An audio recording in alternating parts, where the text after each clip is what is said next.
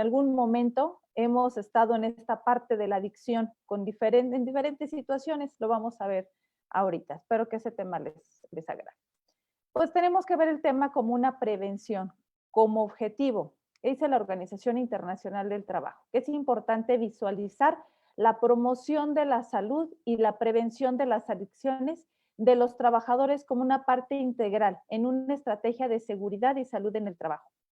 Cuando hablamos de promoción a la salud, sabemos que debemos de dar información y prevenir sobre todos los temas, no solamente diabetes, hipertensión, enfermedades respiratorias, ahorita también como lo de COVID, sino también adentrarnos un poco más en este tema de las adicciones para prevenirlas. Es importante, como hacemos cualquier análisis de riesgo, detectarlas, hacer un plan de acción y un seguimiento, es muy importante hacerlo.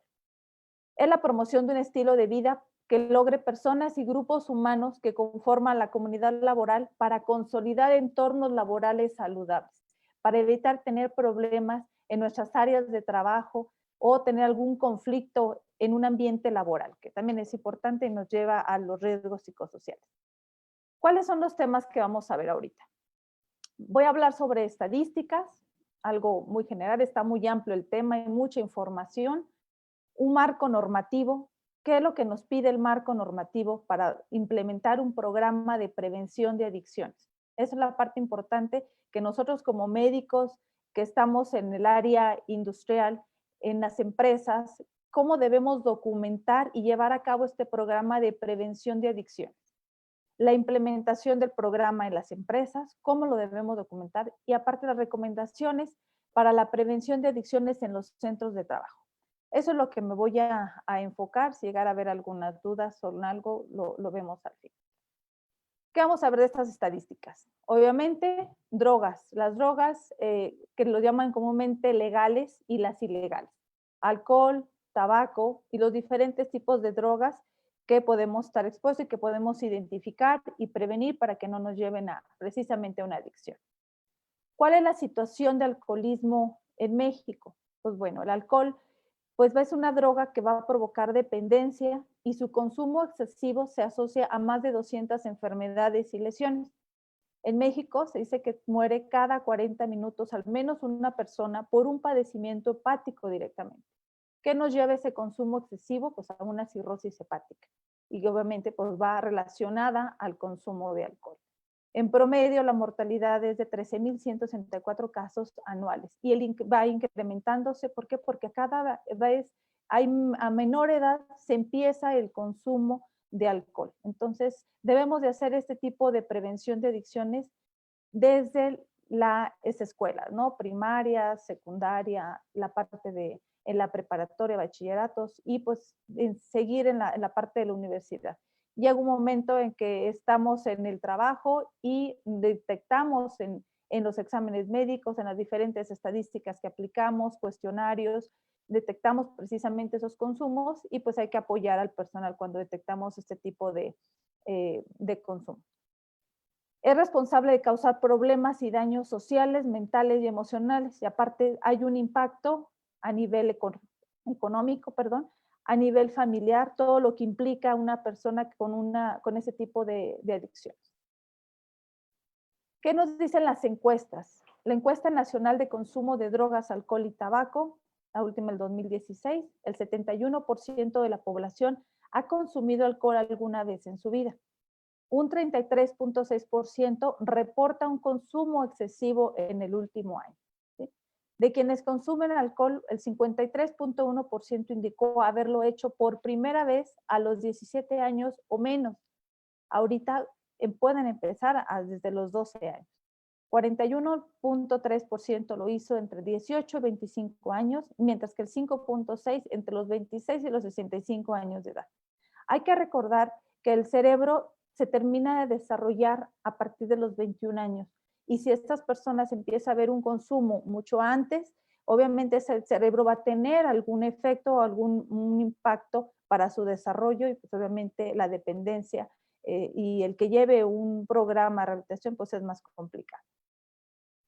Por otro lado, el 39.8% de los jóvenes entre el 12 y 17 años han consumido alcohol alguna vez en su vida. Además del 15.2% de los jóvenes reportan también un consumo excesivo de alguna sustancia. Entonces, regularmente el alcohol no va solo, va acompañado de tabaco y posteriormente se va acompañando de otro tipo de droga. Los datos muestran el consumo de alcohol, consumo menores de edad, que ha tenido un aumento significativo, pues el consumo excesivo en el último mes aumenta del 4.3% entre el 2011 y 8.3% en el 2016. Aquí tenemos una gráfica con la tendencia de consumo alguna vez en la vida de cualquier droga entre población de 12 a 65 años por sexo. Hombres, mujeres. Obviamente la tendencia es más en los hombres, pero sí tenemos un aumento significativo desde el 2011 al 2016. Y la tendencia igual, va a la alza. Entonces tenemos que tomar acciones preventivas sobre este tipo de adicciones. No caer en el exceso. En cuanto a la situación de tabaquismo en México, igual. En la actualidad, el consumo de tabaco es la principal causa de mortalidad que es evitable, que podemos hacer también, tomar acciones para evitar que caigamos en alguna dependencia por el tabaco. Y eso lo podemos hacer pues desde las escuelas, los programas en los trabajos. Es importante la función del médico, servicio médico en las empresas para hacer esta promoción de salud y prevención de adicción. Cada año mueren 4 millones de personas en el mundo por enfermedades relacionadas al consumo de tabaco, que esto viene equivaliendo a una persona cada 10 segundos. En México, en menos de 2 décadas, el número de fumadores se incrementó de 9 a 13 millones de personas que iban asociadas precisamente también a tabaquismo y matan más de 53,000 personas cada año. Quiere decir 147 cada día.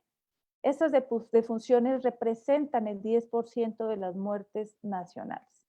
Y obviamente ahorita con el tema de COVID, las personas que tienen un antecedente de tabaquismo positivo y que su tabaquismo es cada vez mayor, que tienen una mayor dependencia o ya tienen una tolerancia, es decir, que tienen que consumir mayor cantidad para disminuir o sentirse esa sensación de saciedad, pues obviamente son los que tienen más complicaciones por ahorita el tema de COVID, ¿no? Más afectaciones pulmonares y precisamente las estadísticas eso nos indica que las personas que también han llegado a fallecer por tema de COVID han tenido este antecedente de tabaquismo.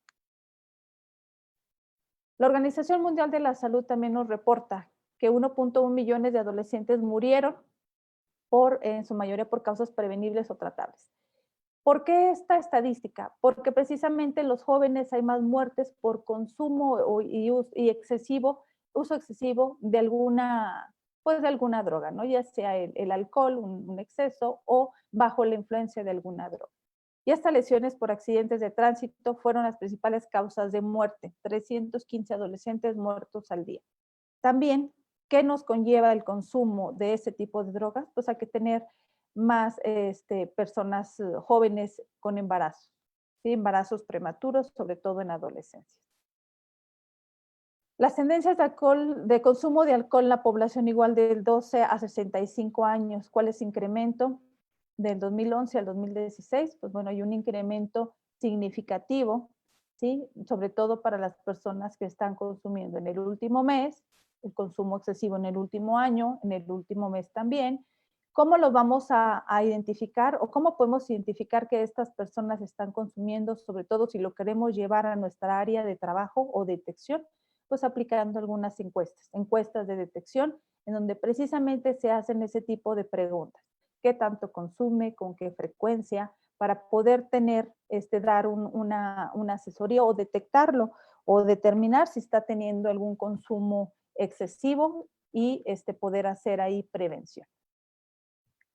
En cuanto al alcohol, pues depende de su concentración también. El alcohol tiene 2 variedades, fermentados y destilados. ¿Qué es lo que más consumen los adolescentes o la mayoría de las personas? Pues obviamente la cerveza. Los fermentados en su contenido de alcohol alcanza del 12 al 14%, que es lo que contiene el vino y la cerveza. Y los destilados, su contenido de alcohol es mucho mayor, hasta un 45%, como el vodka, el tequila, el rol. En México el consumo de alcohol está directamente relacionado a los accidentes y lesiones, ¿sí?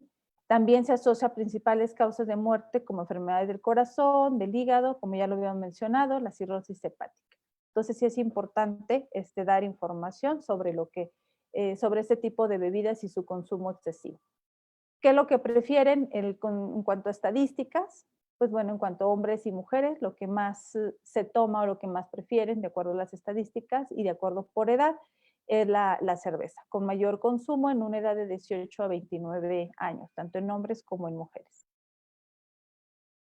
También, a nivel mundial, se estima que el 9% de las muertes de jóvenes son atribuibles al alcohol y el riesgo de sufrir o provocar una lesión al conducir bajo los efectos del alcohol, pues obviamente se va a incrementar hasta un 38%. Por eso, todos los programas de alcoholímetros, fines de semana, ¿para qué? Para detectar esos niveles bajo los que están manejando, están los jóvenes, o no tan jóvenes, es un programa que se realiza precisamente como medida preventiva para accidentes, identificar si alguien va con cierto grado de alcohol, prevenir que vaya a provocar algún accidente en personas pues que a lo mejor ni tienen que ver bajo la influencia del alcohol de la otra persona y pueden provocar un riesgo. El 55% de la población ha consumido algún tipo de droga, ¿sí? Y la primera edad de consumo, de contacto, de consumo de drogas es entre los 12 y los 13 años, tanto inhalables, alcohol y tabaco. Esto de acuerdo a las encuestas del INEGI. Cuando hablamos de adicción, podemos decir patología o psicología. Aquí es donde entramos también, donde va muy de la mano con la norma 035, perdón. Patología, ¿qué es? ¿Es una enfermedad? Sí, el alcoholismo se considera una enfermedad y hay que ayudarlo, pero también detrás de una adicción puede haber algún problema psicológico que requiera una atención y un apoyo psicológico para que vaya de la mano. Según la Organización Mundial de la Salud, la adicción es una enfermedad física y psicoemocional que crea una dependencia, una necesidad hacia una sustancia, actividad o relación. ¿Sí? ¿Cuántas veces no hemos escuchado de algunas otro tipo de adicciones? Ahorita muy común las redes sociales, los jóvenes, los videojuegos, consumo de algún alimento por ansiedad, los incrementos de peso, también tiene que ver mucho con algún problema psicológico. Entonces, adicción, patología o psicología. Debemos de hacer una buena interpretación, una buena evaluación, detección para saber qué es lo que hay detrás de esa adicción y poder ayudar a las personas. Y se va a caracterizar por un conjunto de síntomas y signos en los que se involucran factores biológicos, genéticos, psicológicos y sociales. En cuanto a estadísticas, alrededor de 269 millones de personas usaron drogas en todo el mundo durante el 2018, lo cual supone un aumento del 30% respecto al 2009. ¿Y qué va pasando? Pues va en incremento. 35 millones de personas sufren trastornos por el uso de las drogas.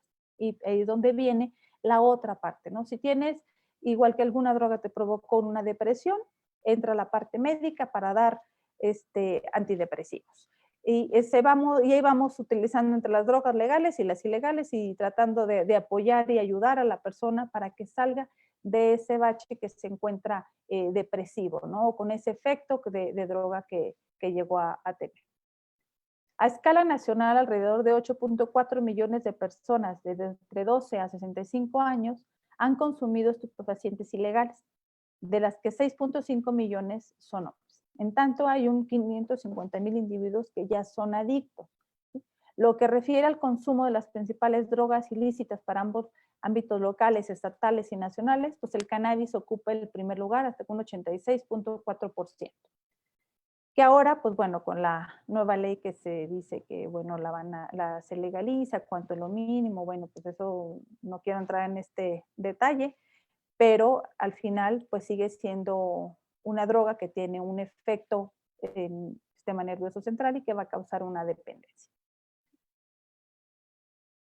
Cuando hablamos de tipos de drogas, ¿Cuáles son las permitidas? Bueno, permitidas por ley, drogas legales le podemos llamar, pues es el cigarro, el alcohol, lo que hacemos como prescripción médica, ¿sí?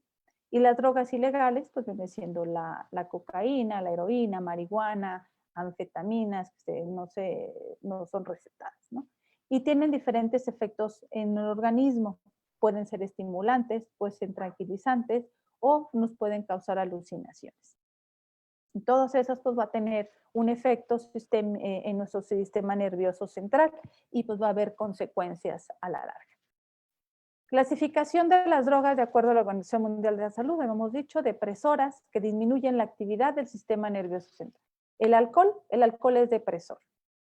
Los opiáceos, la heroína, los tranquilizantes benzodiazepinas o los hipnóticos.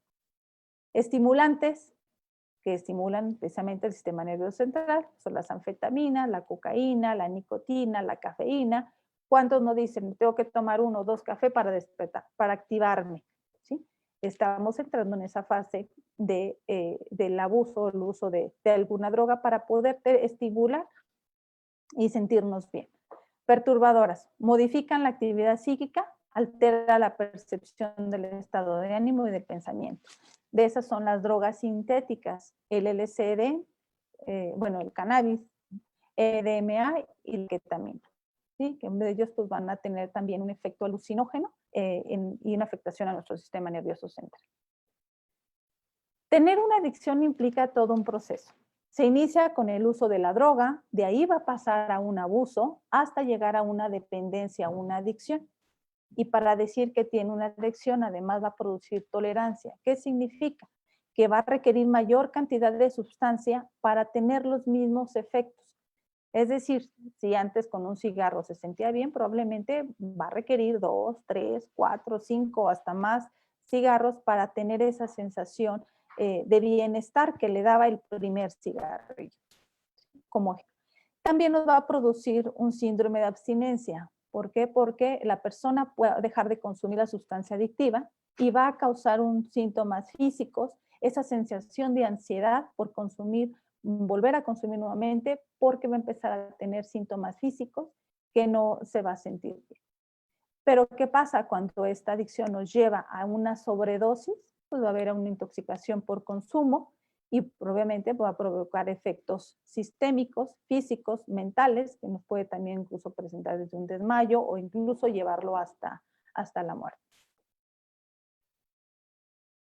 En cuanto al marco normativo, ¿qué vamos a hacer? Prevención de adicciones. Hay normas, reglamentos que nos dicen debemos de hacer un programa de prevención de adicciones, tenemos que hacer prevención de adicciones.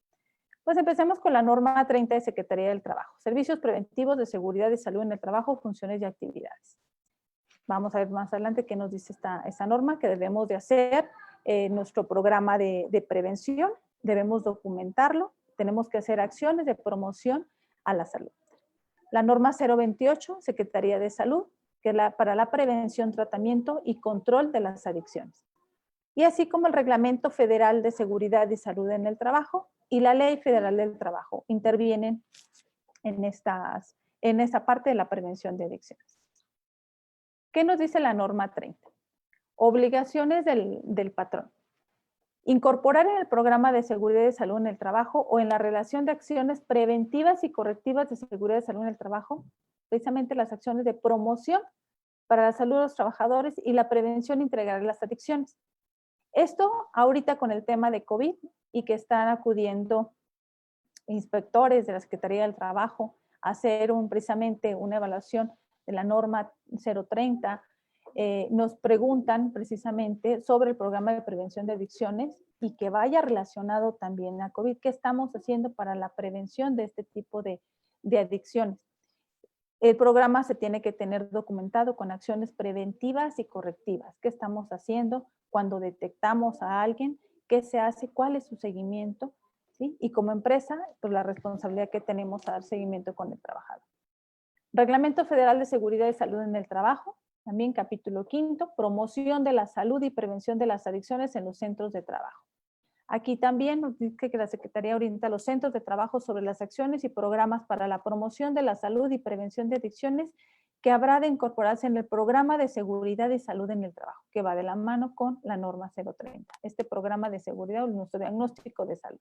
Para eso emite o hay una guía de recomendaciones para la promoción de la salud y la prevención de adicciones en los centros de trabajo. Esta guía ahí nos dice cómo debemos de implementar este programa y cómo llevarlo a cabo para que se implemente.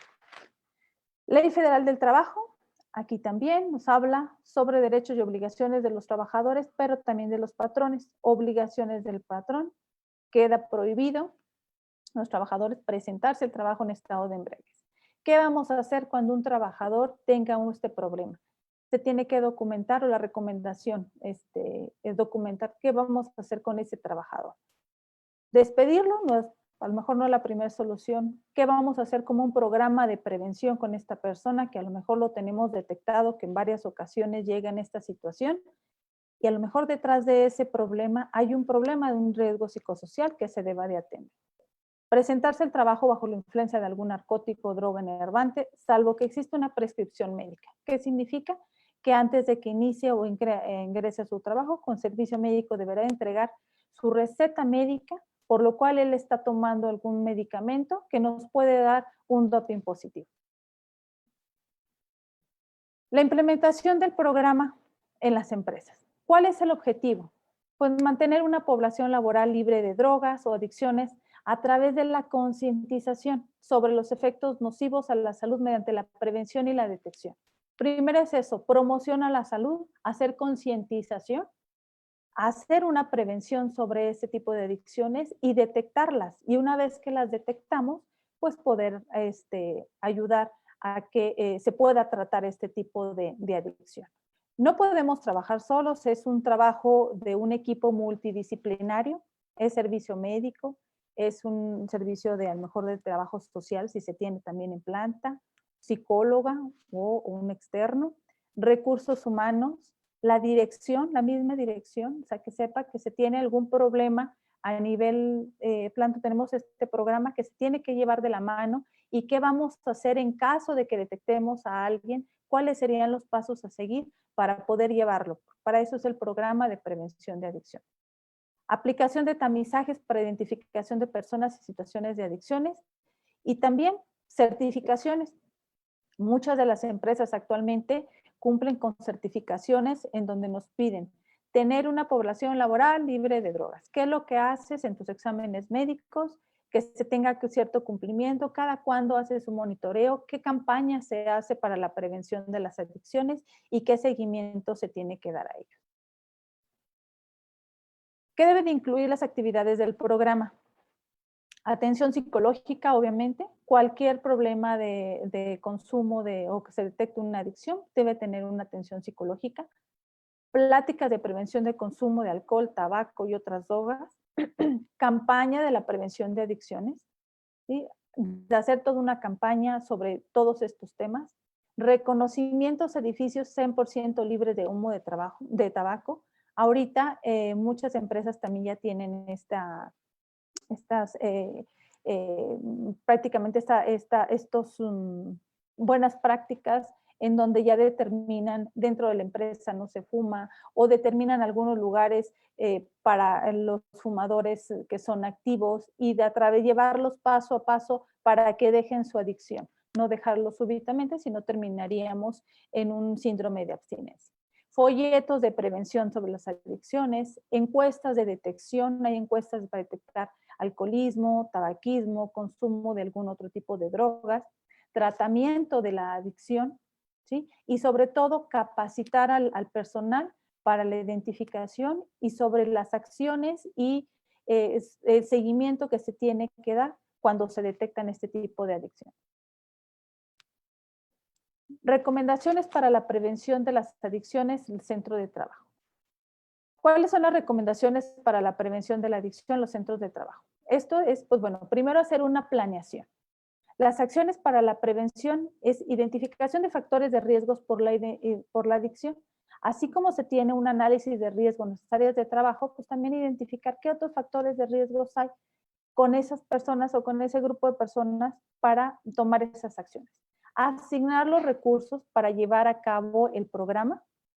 ¿Por qué? Porque se requieren recursos, no solamente es hacer el programa, se requiere un seguimiento. Si no se tiene la persona adecuada para el seguimiento, buscar. Podemos apoyarnos con Seguro Social. Hay centros de apoyo, el CONADIC, o nuestro centro de contra las adicciones. En cada municipio, en cada estado hay un centro contra las adicciones donde nos podemos apoyar para tener ese seguimiento. Y las estrategias de orientación sobre prevención. Eso se tiene que planear y se tiene que documentar. Capacitación e información. Capacitar a los servicios médicos en la ejecución de las acciones para la prevención también de las adicciones. Difusión de la información sobre los daños a la salud y los riesgos asociados al consumo de drogas. Medidas preventivas. Realizar procedimientos y documentar cada uno de ellos. Aquí no solamente es servicio médico, a lo mejor haría su parte de documentar todo lo que tiene que hacer con medidas preventivas y correctivas, pero posteriormente tendría que entrar un área de recursos humanos o nuestra área legal, en donde tendría que determinar qué se va a hacer después con estas personas, cómo se va a ayudar, a lo mejor cuáles serían sus sanciones en un momento dado, y si hay alguna recaída o una reincidencia. Definir las acciones o sanciones, aplicar los cuestionarios de detección. ¿Cuáles son las recomendaciones? Pues nuestro examen médico periódico, anexar esa parte del cuestionario de detección, hacer un análisis estadístico de estos resultados, incluso por áreas, identificar con nuestra área el mejor con mayor problema, por grupo de edad, si tenemos diferentes grupos de edades en nuestras plantas, ¿sí? Para identificar si están en áreas de riesgo. Eso es muy, muy importante porque eso va a dar un impacto, vamos a tener un riesgo laboral. Promoción de actividades físicas, culturales y recreativas, que también nos ayude como la parte de la concientización. Orientación y apoyo para la atención de rehabilitación. Hay directorios también en todos los estados en donde nos dicen cuáles son los centros de atención más cercanos a un centro de rehabilitación para poder ayudar a las personas dependiendo su localidad donde se encuentra, donde vive. Medidas de control. Evitar el ingreso a trabajadores bajo influencia de alcohol o droga. Tratamiento en un centro de atención. Si sabemos que tenemos una persona que ya está detectada, que frecuentemente tiene reincidencias, pues ver qué acciones se van a tener con ellos. Medidas de control. ¿Para qué? Para evitar precisamente un riesgo laboral. El impacto que tiene precisamente este tipo o sea, estos riesgos en el impacto laboral, pues es mucho mayor. O sea, podemos tener incluso hasta una muerte, ¿no? Si una persona está en un área de riesgo, viene bajo la influencia de alcohol, no se detecta, pues podemos tener alguna fatalidad. Seguimiento. Notificación al patrón de seguimiento del personal. Es importante notificar a la dirección también cómo está nuestra población. ¿Cómo tenemos nuestra población? Ahorita no solamente es decir, tengo tantos diabéticos, tantos hipertensos. Tengo que agregar cuántos tengo con algún tipo de adicción o un exceso, un consumo excesivo, ya sea de tabaco, de alcohol, o identificamos a alguien que tiene algún consumo de drogas. ¿Para qué? Como medida preventiva hay que ayudarlo, hay que canalizarlo. Actualización de las sanciones y procedimientos documentados. O sea, a lo mejor las primeras sanciones que documentamos o las primeras acciones fueron muy estrictas o fueron muy light, entonces hay que estar actualizando ese tipo de acciones, pero tiene que ir de la mano un involucramiento de nuestra dirección, recursos humanos, nuestras áreas legales, servicio médico y muy importante nuestra área de HCE, que es también quien va de la mano con nosotros para prevenir estos riesgos laborales. Reubicación de personal en puestos de trabajo donde no pongan en riesgo su integridad y también la de los demás. ¿Sí? Tenemos áreas a lo mejor donde son de mayor riesgo. Si es una persona que tiene algún consumo de algún medicamento controlado por cualquier situación de riesgo psicosocial o cualquier otro tipo de padecimiento, pues es importante determinar los horarios de trabajo, incluso que no sea una persona que trabaje sola, que siempre esté trabajando acompañado por cualquier situación de riesgo que se llegara a presentar. Pues vivimos en una cultura de las drogas, ¿no? Prácticamente, ¿quién no requiere algo por la mañana para hacer ese switch? El cafecito para despertarnos.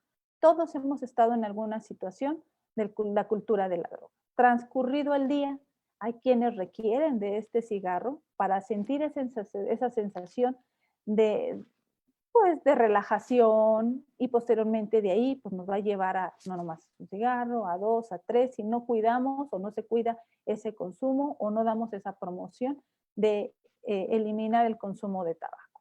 O ya por la noche, el estrés, cuántas personas no se sienten estresadas que requieren a lo mejor de la copita, de la cerveza, para sentir que se están relajando y obviamente poder conciliar el sueño. O ya de plano, ya la copita ya no les funciona y requieren de algún consumo de algún medicamento para poder conciliar el sueño. Y obviamente esto nos puede llevar a una dependencia. Entonces debemos de cuidar cómo estamos viviendo cada día, ¿no? Nuestro ritmo de trabajo, nuestros horarios de sueño, la carga de trabajo que estamos llevando, las relaciones interpersonales, pues todo eso también viene a recaer en lo que es la parte de la norma 036. Prevención. ¿Qué hacemos como empresa?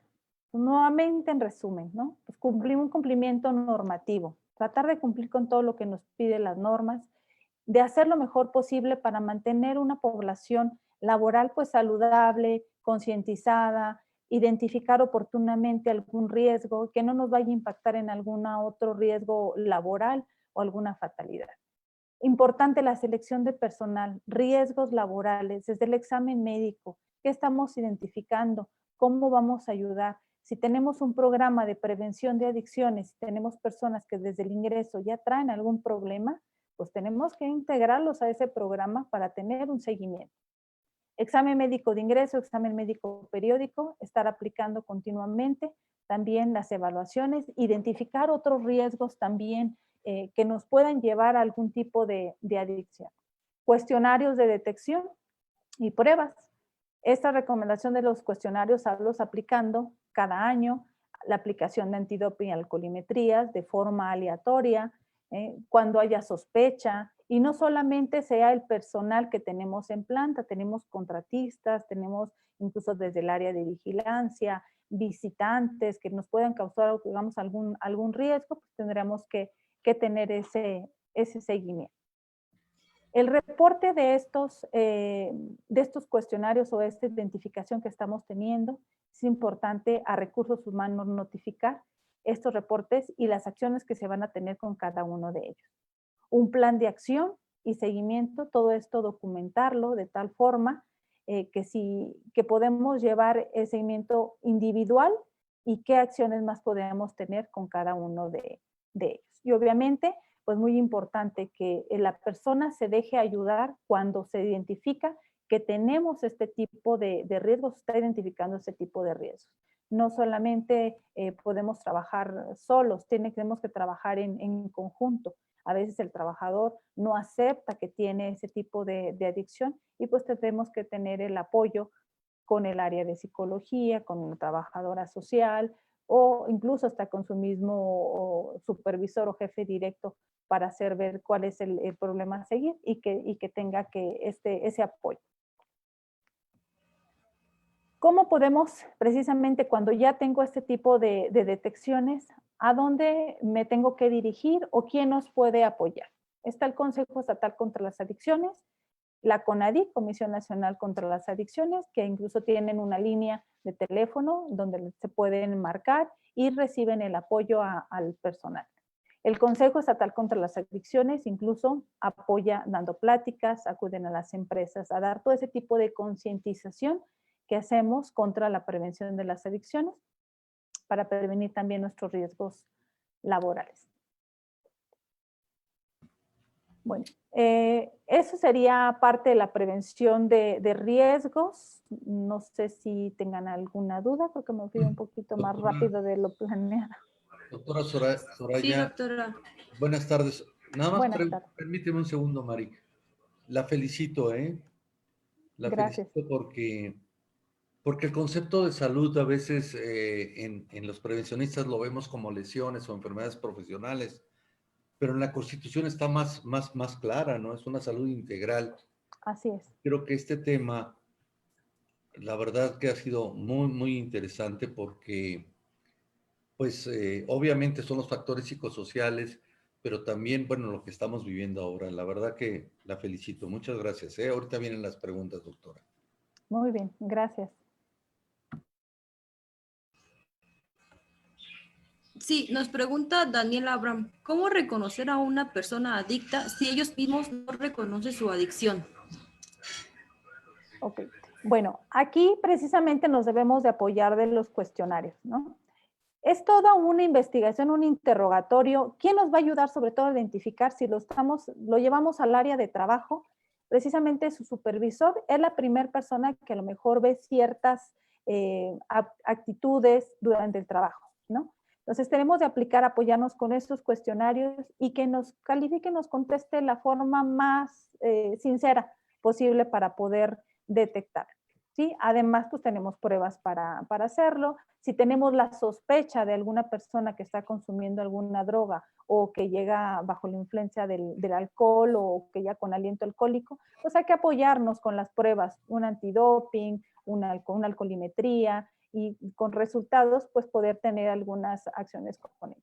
Puede llegar el caso de que esas personas no acepten esa ayuda o no acepten que tienen ese tipo de adicción, puede decir solamente fue hoy y a la semana vuelve otra vez a identificarse, entonces ahí es donde hay esas reincidencias, entonces tenemos que apoyarnos con nuestras áreas de recursos humanos, nuestras áreas legal, para tener un plan de acción con estas personas, sobre todo por el impacto de riesgo laboral que pudiéramos tener.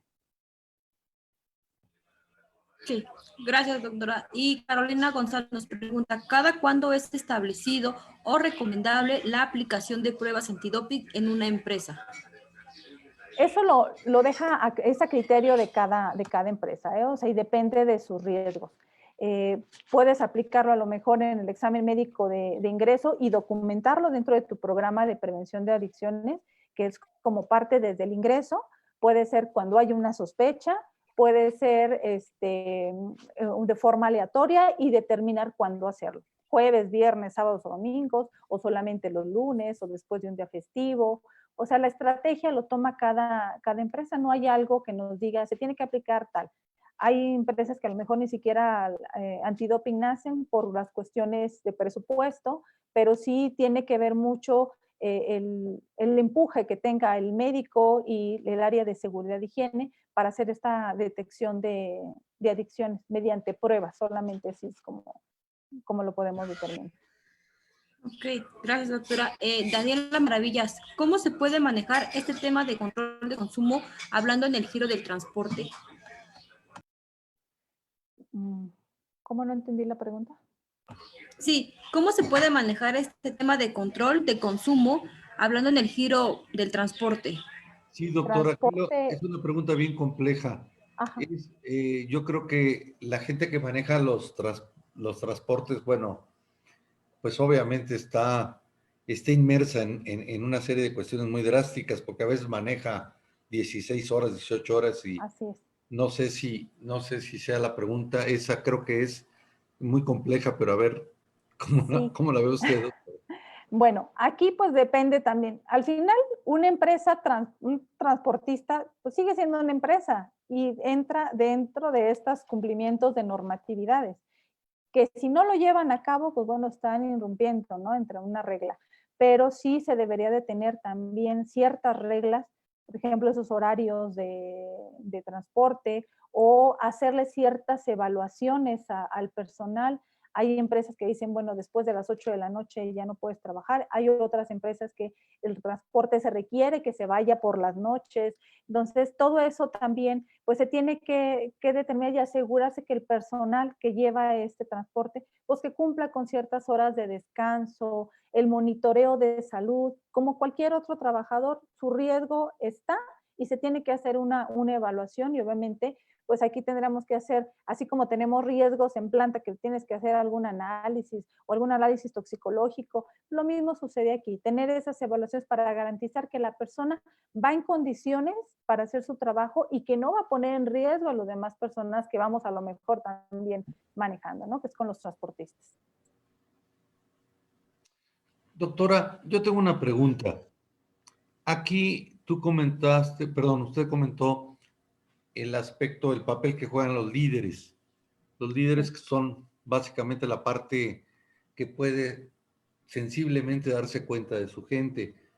¿Qué recomienda, doctora? ¿Cómo podemos hacer a estos líderes más humanos, más abiertos a la sensibilidad y darse cuenta en un lenguaje no corporal, podernos dar cuenta de la gente que está, por ejemplo, ahorita simplemente viviendo las consecuencias de esta pandemia, El ¿no? confinamiento. Ujú. Así es. Sí, pues precisamente va de la mano con los riesgos psicosociales. El simple hecho de que al llegar tengan su reunión de 5 minutos y preguntarles cómo están, o sea, el verlos cómo físicamente la imagen, una fascia nos dice muchas cosas, ¿no? Vemos cuando una persona llega triste, cuando una persona está alegre, si vemos que, por ejemplo, Juanito todos los días llega risa y risa y echando chiste, y ese día viene muy apagado, pues, ¿cómo estás? Nosotros como médicos, o cuando llegan ya al servicio médico, es porque a lo mejor, o que llega un líder, un supervisor a decirnos, oye, pues veo a él, trae este problema, es porque a lo mejor él ya tuvo semanas anteriores identificando, o ya tuvo ciertas llamadas de atención en donde le está alertando que algo tiene. ¿Sí? Entonces, prácticamente aquí es pues la comunicación con el personal, los 5 minutos, el saludarse, el cómo están, hay algo en casa, cómo se sienten hoy. Yo creo que esos son palabras claves para identificar y que les den apertura, ¿no? De que si tienen algún problema, pues que se acerquen, porque al final va de la mano ese riesgo psicosocial o esa prevención de adicciones con un impacto laboral. Ellos son los principales que tienen que detectar en cierta manera eso y la comunicación que se tenga con el personal. Gracias, doctora. ¿Tienes más preguntas, verdad? Hay muchas preguntas, ¿verdad, Mari? Sí, Daniel nos pregunta, ¿se requiere consentimiento del trabajador para realizar la prueba? Sí, sí, igual eso va a ir dentro de nuestro procedimiento. Cualquier tipo de evaluación que hagamos, examen médico, consentimiento informado, notificándole qué es lo que le vamos a hacer, cómo se lo vamos a hacer, el resultado, y es importante también dar un resultado.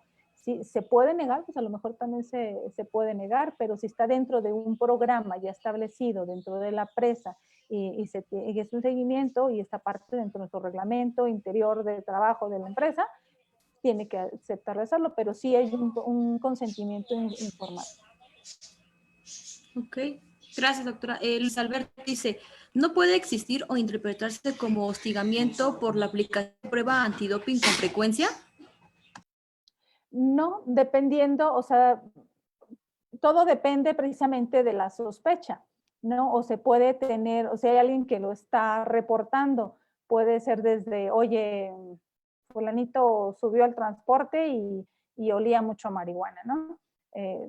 Se puede tener el acercamiento con ellos, explicarle cuál es la situación y poderle hacer el antidoping. Pero no se tendrá que tomar como hostigamiento, porque sería parte de la prevención o detección de prevención de adicciones. Más si hay alguna alerta de algo, si es un mismo jefe quien nos está diciendo, oye, algo trae o lo veo medio raro, trae cierta coloración, o incluso en las evaluaciones de repente nos salen muy hipertensos, muy taquicárdicos, podemos ahí, depende mucho de la evaluación, y ahora sí que del ojo clínico para determinar en ese momento si se le puede hacer algo adicional ante esa evaluación, pero todo es con el objetivo de la prevención de los riesgos. Además, doctora, usted ya mencionó que es un derecho y una obligación según nuestras leyes, ¿no? Así es. El de tener un programa, tanto en la Constitución como en la Ley Federal del Trabajo. Así es. Que no se puede considerar eso. Está la empresa en su derecho para pedir esto y también es una obligación del trabajador. Así es, sí. Mari, ¿tienes más preguntas? Sí, de Carolina González. ¿Qué grados o días de detección abarcan las pruebas de alcoholímetro y las pruebas de antidoping? Las pruebas de antidoping, todas las pruebas, sobre todo si son de orina, nos van a marcar solamente es una prueba detectable o no detectable. Y hay desde 3 tipos de pruebas hasta 6 o más. Pero solamente nos dan una reacción. ¿Es reactivo o no es reactivo?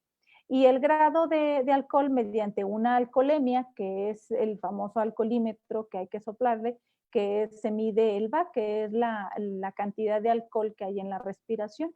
Y de estos grados también pues va dependiendo del consumo ahora sí que de copas que haya tenido la persona, y de ahí va a depender la cantidad. Aproximadamente me parece que son 5 grados, de ahí nos va a ir marcando, y eso tiene que ver precisamente las limitaciones del trabajador. Obviamente en la empresa, pues la recomendación es cero tolerancia, ¿verdad? No vamos a tener una persona que llega con un grado de alcohol, a lo mejor un 1, que es 0.02, y nos va a decir solamente me tomé una cerveza el día de ayer, pero ya no está detectando y el riesgo está. Y los efectos, decíamos, el alcohol es depresor, vamos a tener una disminución de todos nuestros reflejos, ¿no? Y el riesgo está latente.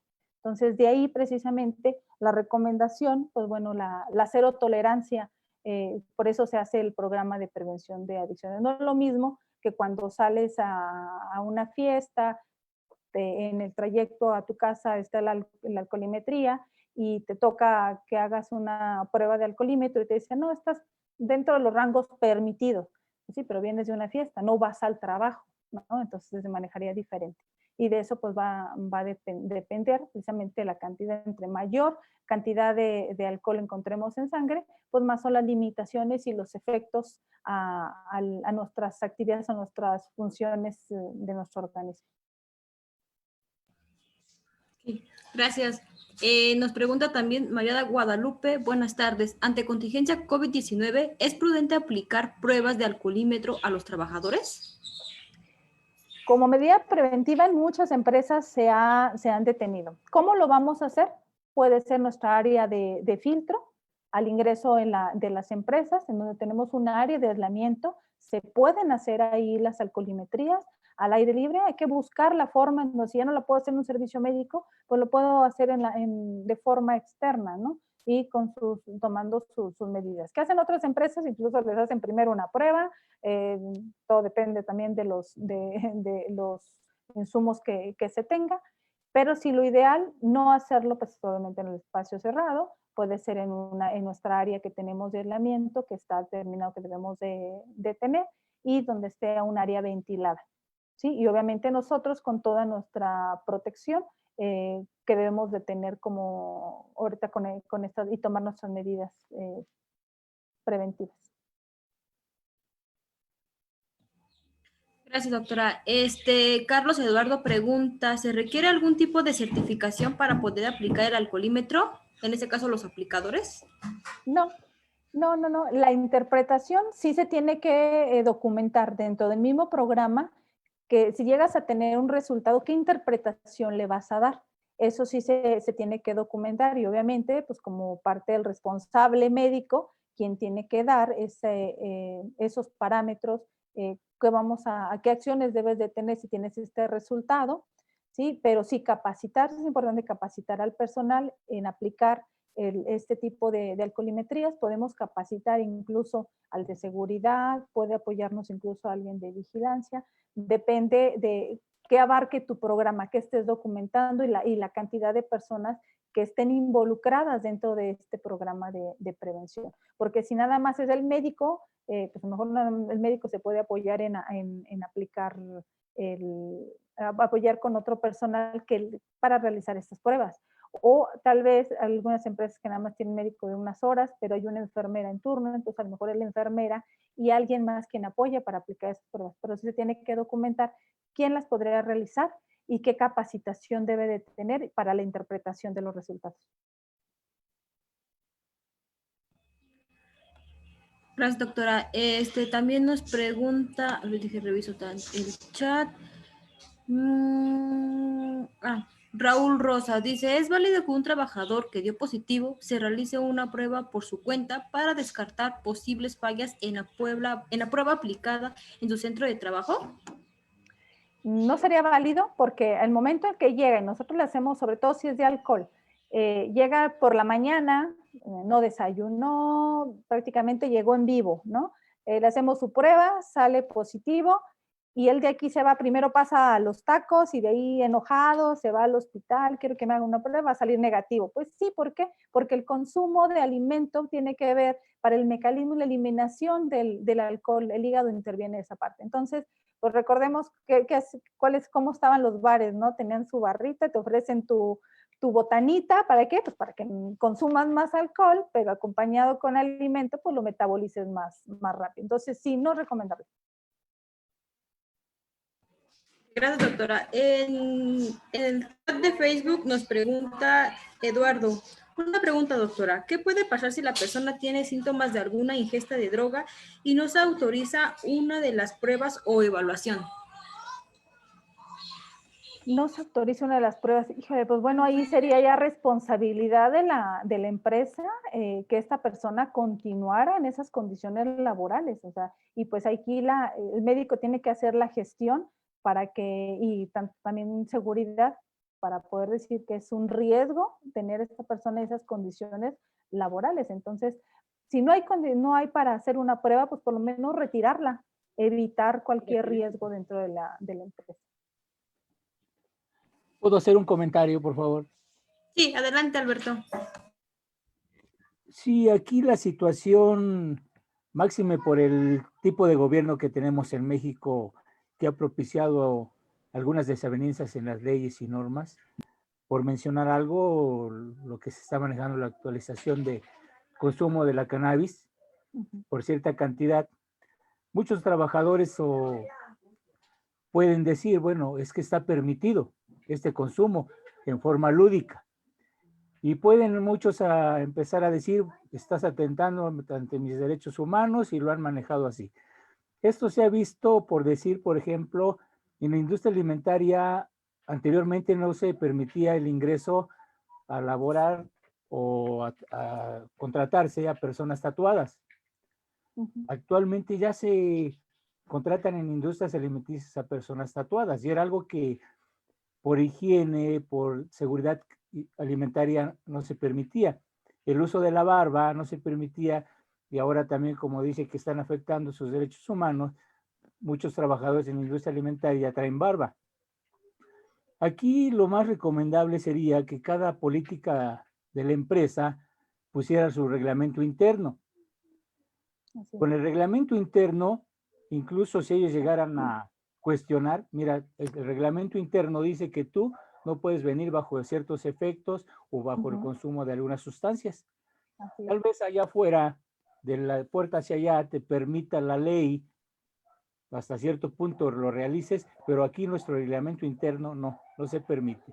Esa sería la forma más adecuada, pienso yo, y de evitar problemas a los que nos dedicamos a la prevención, de estar enfrentando a personas luego que tienen actitudes negativas. Gracias. Muy bien, excelente comentario, es muy cierto, es algo que ahorita está saliendo a la luz, todo el mundo pregunta, ¿no? ¿Qué vamos a hacer? Porque ya están autorizando, sí, pero hay que recordar que tenemos programas ya implementados, hay certificaciones que por empresa dicen, esto es lo que hay que seguir, tenemos que seguir en este plan independientemente de lo que exista afuera, y pues corres el riesgo de que si tú lo consumes en alguna de esas evaluaciones se detecte y salga con consumo lúdico, pues ahí dependerá ya de las acciones que tome la empresa, ¿no? Por eso es muy importante ahorita con este tema revisarlo con nuestra área legal. ¿Qué va a pasar? Porque pues están abriendo la puerta para que lo consuman. Entonces, y los que llevamos un programa de prevención de adicciones que nos pide por certificaciones y que no debemos de tener ese consumo o cuidar, ¿qué vamos a hacer con estas cosas? Pero sí es excelente comentario, gracias. Doctora, tenemos ya unos cuantos minutos. ¿Nos vas a poder acompañar en la mesa redonda? Sí, claro que sí.